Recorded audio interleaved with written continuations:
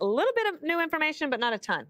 What do you think? Because Well, I just want it seems to like there's a lot more information swirling around. I want to complete my thought on the new signer, Okay. who I believe is worse than the old one. She scares me. Her face reminds me of when I used to do cocaine. When you can't control any of your facial, she was just frightening to me. I was shocked that the president of Brown wasn't aware of these web pages. It's a Brown University website that went down. It's kind of been the story this afternoon. I don't know. I think that's kind of a big deal. But I want to return to my point that Gutfeld's law, all information can be distilled to 5% of its volume. You watch stuff like this and you realize that it's two facts that are repeated in a dozen different ways. And the repetition is maddening, but it's also incentivized because everybody wants their turn at the podium. Everybody has something they want to get out of this, whether they're a reporter or a mayor or an AG. And the medium itself demands that you inflate the story to fit the container, which is, the news.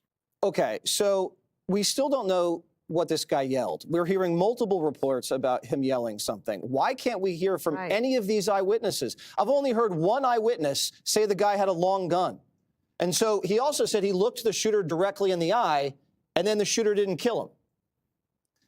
Why didn't the shooter shoot the guy if this is a random attack? He's just spraying bullets around. Why didn't he shoot the guy he came eye to eye with? That's weird. We're also hearing interesting reports that the vice president of the Brown Republicans might have been shot multiple times. We still don't understand if this was a targeted shooting, and they're not giving us any clue about that. We also need to know, do you need to swipe a card before you get into this building? We're hearing you have to swipe cards. So was this guy a student? Did he have access to the building? Is he an international student? How many international students do they have at Brown University? It's been a very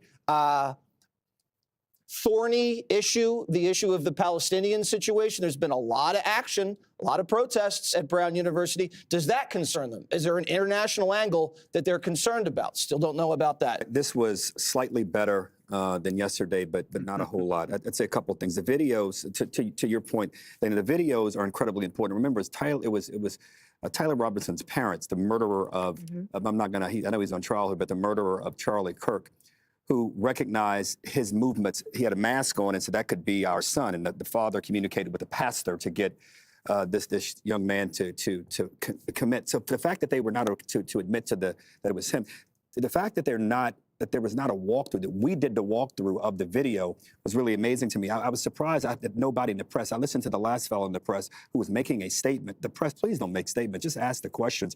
I would have wanted to know the trains, the buses, the airports. And we had the murder here, not just a block, 2 or 3 blocks from here at Fox of the healthcare executive by Luigi Mangione. There were all kinds of efforts by our committee. We were the best police force in the country. It took a few days to find him. Commissioner Tisch shut down the bus stations, the train stations, the airports. We knew everything. Welcome back, guys. When I watched this segment from The 5, the first thing that hit me was how basic the questions were. These were not complex legal questions. These were not sensitive intelligence details. These were simple questions that any normal person would ask after a shooting happens on a university campus. And the strange part is nobody in charge seems to be answering them. The hosts are clearly frustrated, and honestly it makes sense. From the very beginning, they point out that the same 2 facts are being repeated again and again. Every update sounds different, but it says nothing new. It feels like the authorities are talking in circles, hoping that if they keep speaking, people will stop asking questions.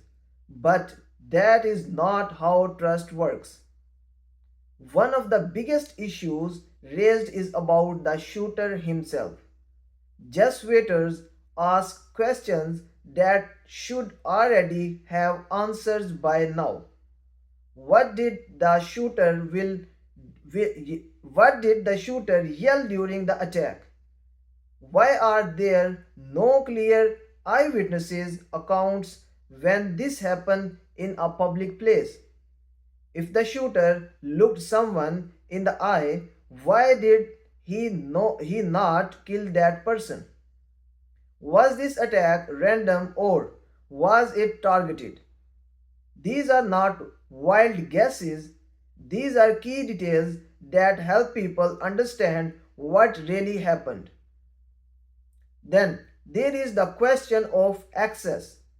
How did the shooter get into the building? Did he swipe a card? Was he supposed to be there? Was he a student? And if he was a student, was he an international student? The host mentioned that Brown University has been a center of protests linked to the Palestinian issue. That makes this question even more important. Ignoring that context does not make it go away. It only makes people more suspicious. What really raises eyebrows is how slow the investigation appears to be. A reporter points out that police did not collect ring camera footage from nearby businesses until 4 days later. 4 days in 2 days world where evidence can be erased, overwritten, or lost in hours. Waiting 4 days make no sense. That delay alone could cost investigators crucial information. The discussion then turns to the university leadership, especially the president of Brown University. The host seemed shocked that she claimed she did not know basic details, like web pages being taken down related to the incident. If the president of the university does not know what information is being removed, then who is in charge? Leadership means awareness. Leadership means control, and right now it looks like neither is present. Another major concern is the idea that information is being hidden. There are reporters that the shooter yelled something during the attack.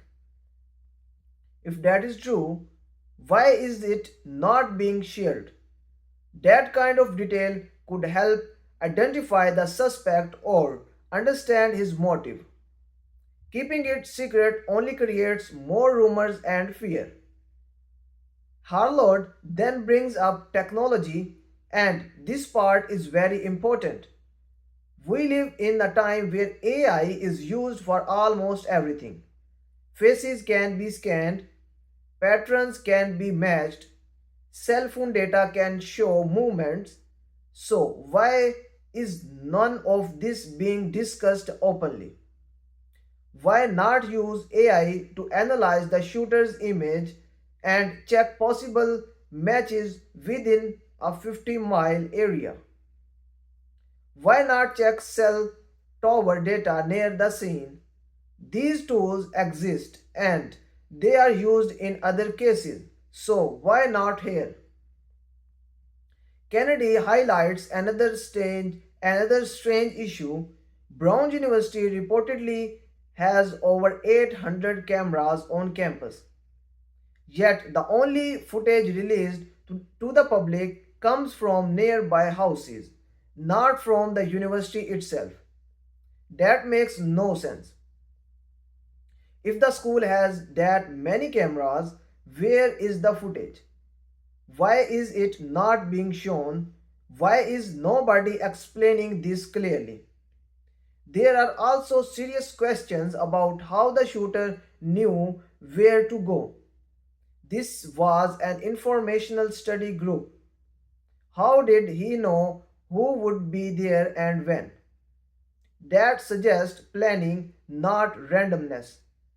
And if geolocation was used to identify a person of interest, why does it seem so poorly explained?